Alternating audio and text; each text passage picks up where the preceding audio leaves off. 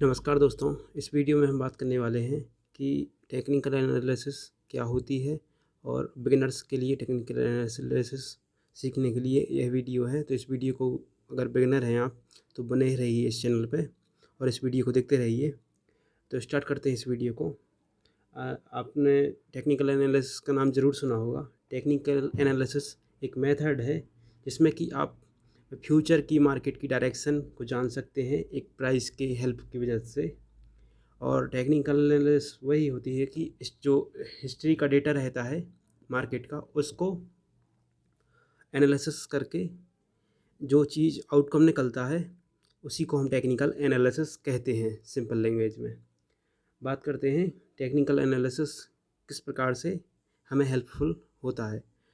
Technical analysis हमें ये बता सकता है कि मार्केट किस डायरेक्शन में फ्यूचर में काम करेगा, किस प्रकार से मार्केट ऊपर जा सकता है, किस प्रकार से मार्केट नीचे की तरफ जा सकता है। ये हमें हेल्प करता है टेक्निकल एनालिसिस। तो और ये हमें बताता है कि मार्केट के में कितना मोमेंटम होगा, कब मोमेंटम होगा और कितनी टारगेट हमारा इसमें हो सकता है और हमारा इसमें लॉस कितना हो सकता है। अगर आप इस टेक्निकल एनालिसिस को फॉलो करेंगे तो आपको ये सब जानकारी मिलती है और हमें ये पता चलेगा मार्केट में कब मोमेंटम रुकेगा, कब मोमेंटम में तेज़ी रहेगी, कहाँ मार्केट जाके रुकेगा, कहाँ मार्केट जाके रिवर्सल होगा। ये सब हमें इसमें जानकारी मिलती है टेक्निकल एनालिसिस में। इस वीडियो में हम ए टू जेड जानकारी देने की कोशिश करेंगे जितना ज़्यादा हो सके और बिल्कुल लैंग्वेज सिंपल रहेगी जिससे कि आप अगर नए हैं तो आपको 100% समझ में आए वीडियो। तो वीडियो को लाइक ज़रूर कीजिए। तो स्टार्ट करते हैं यहाँ से और डिटेल में जाने का। सबसे पहले बात करते हैं हम टेक्निकल एनालिसिस में जो हम यूज़ करते हैं टेक्निकल एनालिसिस को जानने के लिए, वो करते हैं हम चार्ट यूज़। चार्ट हमें एक आइडिया देता है, चार्ट को रीड करने की एक एक्सपीरियंस होता है। अगर चार्ट आप रीड करते हैं, चार्ट आपको सब कुछ बता देता है कि आपको मार्केट में क्या होगा, कल क्या होगा, परसों क्या होगा, किस प्रकार से मार्केट एक हफ्ते के अंदर मूव कर सकता है, ईयरली के हिसाब से किस प्रकार से मार्केट मूव कर सकता है, किस स्टॉक कौन सा स्टॉक ऊपर जा सकता है, कौन सा स्टॉक नीचे जा सकता है। ये सब जानकारी हमें चार्ट रीडिंग से हमें पता चल जाता है। तो इस वीडियो में हम ए टू जेड जानकारी जानेंगे इसमें कि किस प्रकार से आप चार्ट रीडिंग भी करेंगे और तरह तरह के इंडिकेटर भी होते हैं जिनसे कि हेल्प से आप पता कर सकते हैं कि मार्केट का ये स्टॉक कब ऊपर जाएगा, कब नीचे जाएगा, कब आपको ख़रीदना चाहिए, कब आपको सेल करना चाहिए। ये सब भी हमें पता चलता है इंडिकेटर्स की हेल्प से। और कुछ पैटर्न होते हैं जिनको आइडेंटिफाई करके हमें ये पता चलता है कि कब ये स्टॉक ऊपर जा सकता है, कब ये स्टॉक नीचे की तरफ जा सकता है। और ये सब जो तरह तरह के टेक्निकल इंडिकेटर वगैरह होते हैं, ये सब हमें आइडेंटिफाई करने में हेल्प करते हैं कि मार्केट की क्या फ्यूचर में डायरेक्शन होगी, कि ऊपर जाएगा या नीचे जाएगा। ये सब हमें इससे पता चलता है। तो सबसे पहले हम स्टार्ट करते हैं कि सपोर्ट और रेजिस्टेंस क्या होता है, यानी सेलिंग जोन और बाइंग जोन क्या होता है। तो पहले इसकी हम थ्योरी समझेंगे कि सेलिंग जोन वो होता है जहाँ पर बायर सेलर से फाइट में हार जाते हैं, ये वो होता है सेलिंग जोन। और जहाँ पर बायर सेलर से जीत जाते हैं फाइट में, वो होता है बाइंग जोन। यानी बायर्स फाइट में सेलर से जीत जाते हैं, वो होता है बाइंग जोन। और जहाँ पर सेलर बायर से हार जाते हैं वो भी बाइंग जोन ही होता है। और जहाँ पे सेलर बायर से जीत जाते हैं वो होता है सेलिंग जोन। वहीं पे सेलिंग प्रेशर होता है, उसी को हम सप्लाई जोन भी कहते हैं, सेलिंग जोन भी कहते हैं और रेजिस्टेंस भी उसको ही कहने लगते हैं हम। और बाइंग जोन वो होता है जहाँ पे डिमांड जोन भी उसी को बोलते हैं, बाइंग जोन भी बोलते हैं और बाइंग प्रेशर भी बोलते हैं। यह होता है एक प्रकार से सपोर्ट, उसी को बोलते हैं। अब आप देख सकते हैं स्क्रीन पे ट्रेंड लाइन का सपोर्ट ये होता है, ये होता है ट्रेंड लाइन का सपोर्ट। और मार्केट में जब ट्रेंड लाइन ऊपर से मार्केट इस स्टॉक को रोक ऊपर से रोक के रखे हुए है, ये होती है ट्रेंड लाइन रेजिस्टेंस की ट्रेंड लाइन है ये, क्योंकि ये ऊपर की तरफ से एक रेजिस्टेंस का काम कर रही है और इस स्टॉक को ऊपर की तरफ जाने नहीं दे रही है और नीचे की तरफ ये ट्रेंड लाइन इसको रोक के रह रही है। तो एक प्रकार से सपोर्ट है ये और ये रेजिस्टेंस है। ये ऊपर की तरफ जाने नहीं दे रही है और नीचे की तरफ ये नहीं जाने दे रही, ये सपोर्ट है, ये रेजिस्टेंस है। और एक प्रकार से इधर पे एक बाइंग प्रेशर है, इधर पे एक सेलिंग प्रेशर है। तो आपको इतना ज़रूर समझ में आया होगा कि ट्रेंड लाइन में बाइंग प्रेशर और सेलिंग प्रेशर कहाँ होता है। अब हम देखते हैं कुछ और चार्ट पे कि डिमांड जोन सप्लाई जोन क्या होता है। आप चार्ट पे साफ साफ देख सकते हैं इस लेवल पे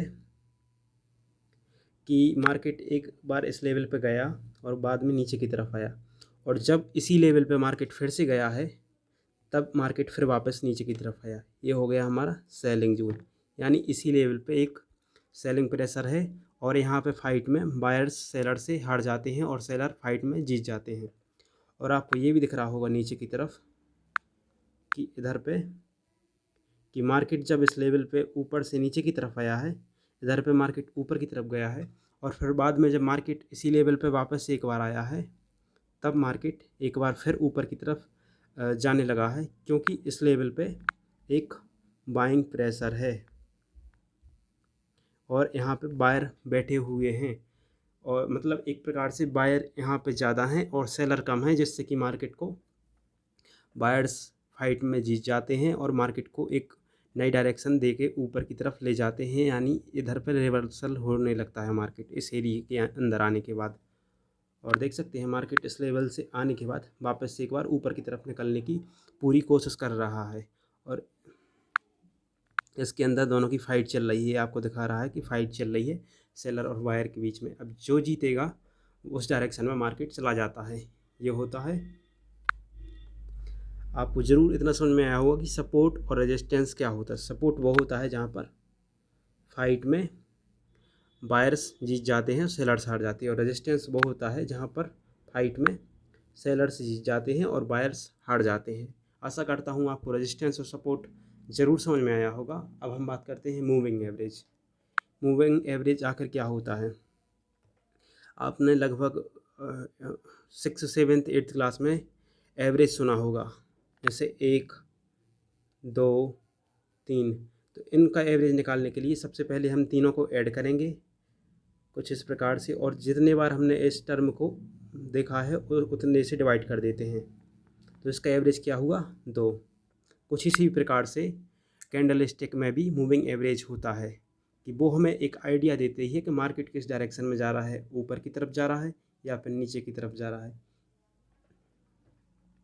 ये हमें मूविंग एवरेज, और यही एक इंडिकेटर होता है जिसको एक प्रकार से कोडिंग की जाती है। वो हमारे लिए हेल्पफुल रहता है कि मार्केट फ्यूचर क्या डायरेक्शन होगी। जैसे कि आप इस लेवल पे देख सकते हैं, जैसे कुछ कैंडल्स हैं, लगभग इसमें अप्रॉक्स 100-200 कैंडल होंगी, इसके अंदर 100 कैंडल होंगी मान के चलो। तो जो 100 कैंडल हैं इन सभी का एवरेज जो होगा, जितने जितने के अंदर बंदी प्राइस के अंदर, उसका जो एवरेज रहता है वो कुछ इस प्रकार से एक लाइन के फॉर्म में एक इंडिकेटर बना देते हैं कोड करके। वो हमें डायरेक्शन देता है कि मार्केट किस डायरेक्शन में चल रहा है। कुछ इस प्रकार से अगर डाउन ट्रेंड में चलता है तो कुछ इस प्रकार से दिखाता है, और अप ट्रेंड में चलता है तो कुछ इस प्रकार से मूविंग एवरेज हमें हेल्प करता है। तो उसमें हमें ये पता चलता है कि मार्केट में इस स्टॉक का क्या ट्रेंड चल रहा है, अप ट्रेंड है, डाउन ट्रेंड, ये सब हमें हेल्प करता है। और इसकी हेल्प से हम किसी भी स्टॉक को बाय कर सकते हैं और सेल कर सकते हैं। तो आशा करता हूँ आपको ये भी समझ में आया होगा कि मूविंग एवरेज आखिर क्या होता है। इतना बेसिक में ज़रूर समझ में आया होगा। तो कुछ हमें मूविंग एवरेज कुछ इस प्रकार से हेल्प करता है। अब हम बात करते हैं वॉल्यूम की। वॉल्यूम वो होती है जब एक सेलर और बायर की जो फाइट होती है, उसमें जो दोनों की फाइट होती है, जितनी ज़्यादा फाइट होगी उतनी ज़्यादा वॉल्यूम बढ़ेगी। और जब किसी स्टॉक की वॉल्यूम बढ़ती है तो उसकी प्रोबेबिलिटी होती है कि उसमें मोमेंटम ज़्यादा होगा। इसकी वजह से वॉल्यूम हमें हेल्पफुल रहती है कि किस स्टॉक को आपको ख़रीदना चाहिए और किस स्टॉक को आपको नहीं ख़रीदना चाहिए। ये सब हमें वॉल्यूम बताता ही है।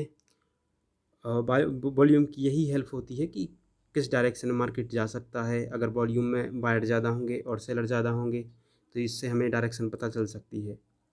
और एक होता है चार्ट पैटर्न। चार्ट पैटर्न आप स्क्रीन पर भी देख सकते हैं। अभी चार्ट पैटर्न जो बन रहा है इसमें एक अप ट्रेंड का चार्ट पैटर्न है। जैसे कि इस दर पे इसने लो बनाया, इसके बाद मार्केट ने हाई बनाया, फिर वापस एक लो बनाया, लेकिन इस लो को इसने ब्रेक नहीं किया, और फिर एक और हाई बनाया, और फिर इसने लो बनाया, लेकिन इस लो को ब्रेक नहीं किया।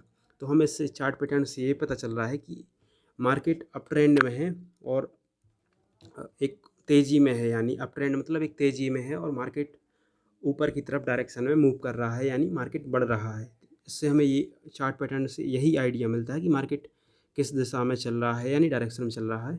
और इसमें भी आप देख सकते हैं, इस मार्केट में इधर पे एक हाई बनाया, हाई बनाने के बाद नया लो बनाया, फिर इसने एक हाई बनाया, लेकिन इस हाई को ब्रेक नहीं किया है, फिर इसने नया लो बनाया, फिर इसने एक हाई बनाया, इसने लेकिन इस हाई को ब्रेक नहीं किया। तो हमें इससे ये पता चल रहा है कि मार्केट डाउनवर्ड चल रहा है, यानी नीचे की तरफ डायरेक्शन में चल रहा है, डाउन ट्रेंड में चल रहा है।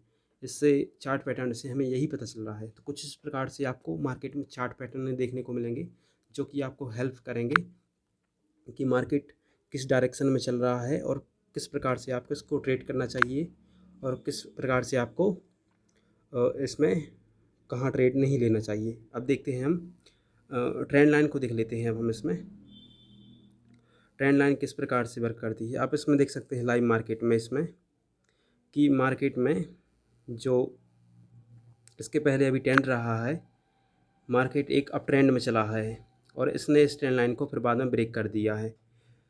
तो अगर आपको पता होगा पहले से कि मार्केट इस डायरेक्शन में चल रहा है, तो आप इधर पे कहीं पे ट्रेंड लाइन में आसपास इस लेवल पे एंट्री ले सकते हैं, और जब तक इस ट्रेंड को फॉलो करता है तब तक आप इस ट्रेड में रह सकते हैं, और आपका स्टॉप लॉस जो होता है वो ट्रेंड लाइन के नीचे रख सकते हैं अप ट्रेंड में। ये अप ट्रेंड है, तो आपका स्टॉप लॉस कुछ जिस प्रकार से मार्केट ऊपर जाता रहेगा, आप अपना स्टॉप लॉस को ट्रेल करते हुए इस ट्रेंड लाइन के नीचे अपना स्टॉप लॉस रखते हुए ट्रेड कर सकते हैं, कुछ इस प्रकार से अप ट्रेंड में। और देखते हैं डाउन ट्रेंड में किस प्रकार से ट्रेड करते हैं।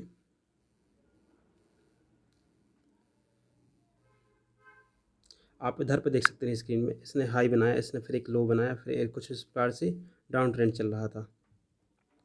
तो इस लेवल पे एक सेलर्स बैठे हैं। तो जब आप इस लेवल पे अगर ट्रेड करना चाहते हैं, तो आप इस लेवल पे पुट बाय कर सकते हैं ऑप्शन ट्रेडिंग में, और या फिर स्टॉक सेल कर सकते हैं इस लेवल पे, और आपका स्टॉप लॉस इसके ऊपर रहेगा, ट्रेंड लाइन के ऊपर। और कुछ इस प्रकार से आप ट्रेड कर सकते हैं इन चार्ट पैटर्न पे, क्योंकि ये लाइन है जो रेजिस्टेंस का काम करेगी, और एक प्रकार से इस लेवल पे सब सेलर्स बैठे हुए हैं, जिससे कि मार्केट को नीचे ले जाने की कोशिश करेगी। तो कुछ इस प्रकार से आप डाउन ट्रेंड में ट्रेड कर सकते हैं। आखिरकार आपको कई चीज़ें समझ में आई होंगी इस वीडियो में। अब हम देखते हैं कुछ रेंज ब्रेकआउट क्या होता है। इधर पे कहीं पे देखते हैं, आप देख सकते हैं इधर पे कि इस लेवल के अंदर और इस लेवल के अंदर फाइट चली है सेलर्स की और बायर्स की।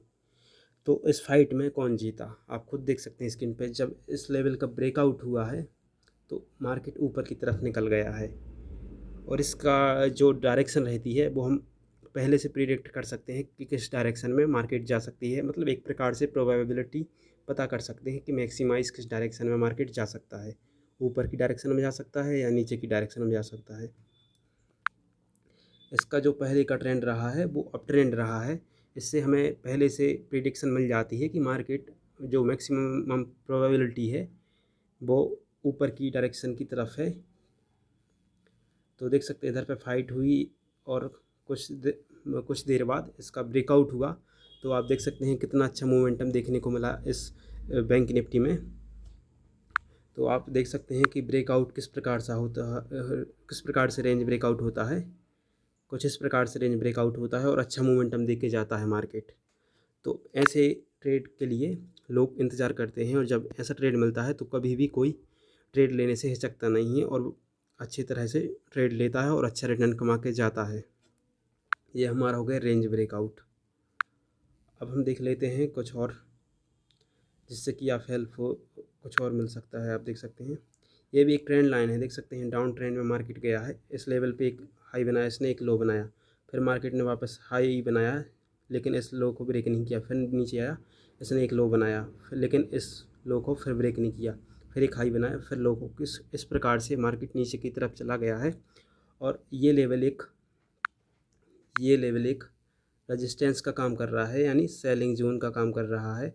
इस पहले सेलर्स बैठे हुए होते हैं और नई एंट्री लेते हैं, और नए जो ऑपरेटर वगैरह जो सब होते हैं वो इस लेवल पर ट्रेड लेते हैं और सेल करते हैं बार बार इसी स्टॉक को। तो ये स्टॉक बार बार नीचे की तरफ जाता है इस लेवल के आसपास आने के बाद।